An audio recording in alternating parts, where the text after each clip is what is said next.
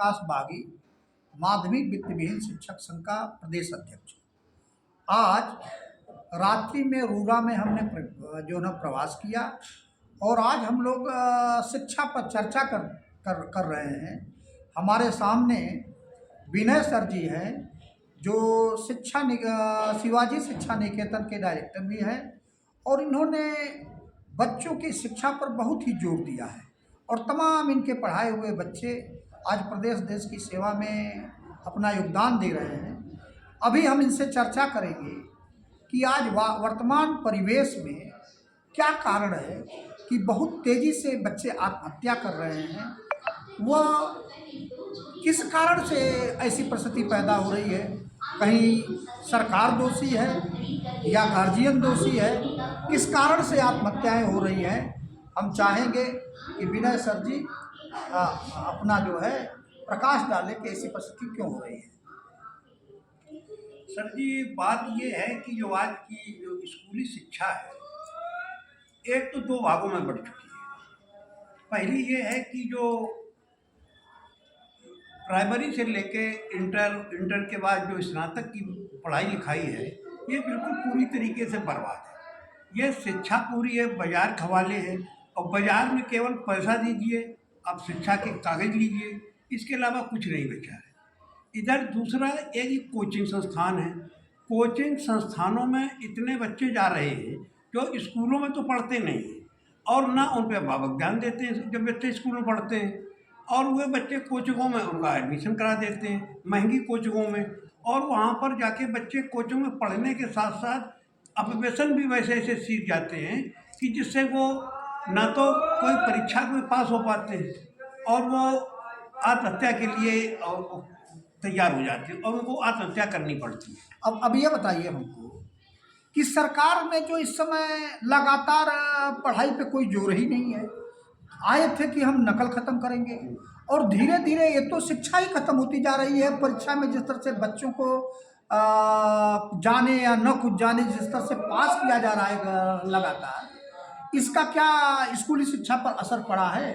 नहीं, इस शिक्षा का असर केवल पढ़ाई पर ही नहीं पड़ा है, इसने तो पूरे समाज को ही बर्बाद कर दिया है। जो आज का पैटर्न है परीक्षा का, ये परीक्षा ना हो करके ये एक जहर दिया जा रहा है, क्योंकि बच्चा कापी पे कुछ भी नहीं लिखता है, इसके बाद ही उसके 80% नंबर कम नहीं आते। अधिक मार्क्स होने के बाद अभिभावक को इतनी जानकारी नहीं है, वो समझता है कि हमारे बच्चे को बहुत अच्छे नंबर मिल रहे हैं और वो लड़का पढ़ भी नहीं पा रहा है क्योंकि उसमें योग्यता 0 है। और स्कूलों में ना तो वो स्कूल में अनुशासन में रहता है क्योंकि उसे तो पढ़ना ही नहीं है और इसके बाद से अच्छे नंबर आ जाएंगे। इस तरीके से जो वर्तमान शिक्षा प्रणाली है, जो बाजारीकरण के है, ये बिल्कुल शिक्षा को बर्बाद करने में तुली हुई। अब हमारे सामने पीके सर हैं, मैं इनसे भी चाहूँगा कि आपने भी शिक्षा में एक बड़ा योगदान दिया है, आप इसको किस रूप में लेते हैं?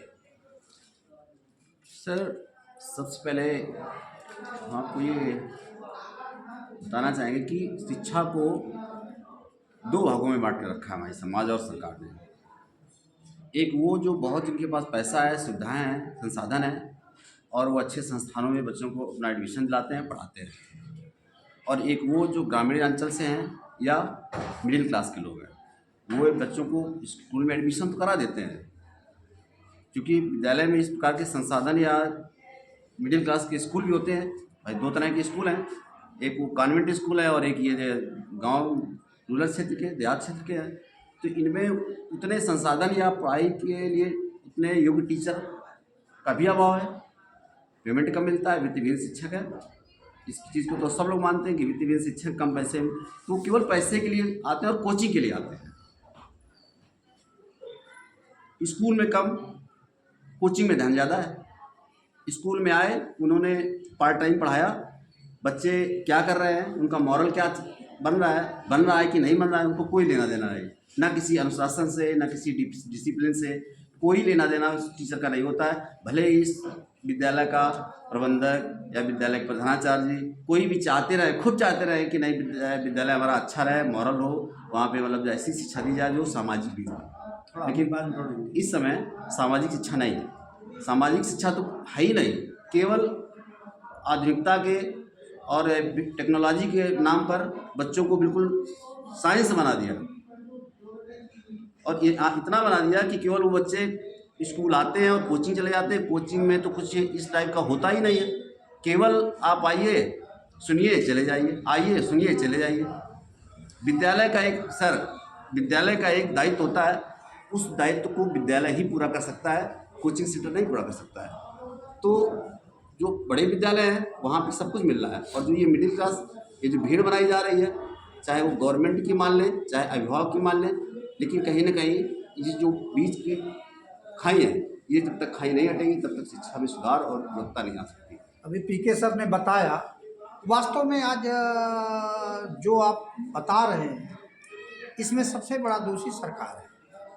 अब आज के समय में एक शिक्षक को मान लीजिए 1 लाख 1.25 लाख रुपया हाई स्कूल में टीचर पढ़ा रहा है, और एक शिक्षक जो प्राइवेट स्कूलों में पढ़ा रहा है वो 2,000 3,000 5,000 10,000 रुपये में पढ़ा रहा है।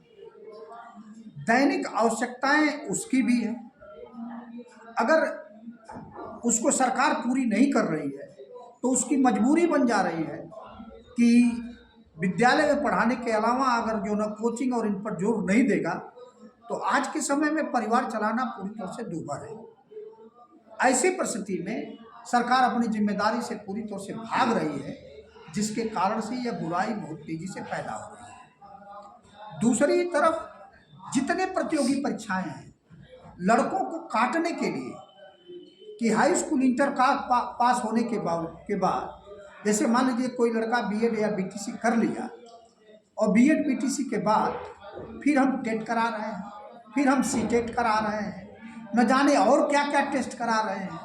तो यह सब चीज़ें क्या है, एक तरह से हम बच्चों के मानसिक और शारीरिक जो ना आघात पहुंचाते हैं। दूसरे जो गार्जियन है उनका हम पूरी तरह से शोषण करते हैं, उनकी गाढ़ी कमाई जो ना हम इन फालतू चीज़ों पर बर्बाद कर रहे हैं, घुमा रहे हैं हम, और धीरे धीरे नौकरी सीमित होती जा रही है। तो एक प्रेशर बच्चे पर पूरी तरह से पड़ रहा है कि अगर मेरा कहीं सरकारी जॉब नहीं लगा तो मेरा जीवन बर्बाद हो गया।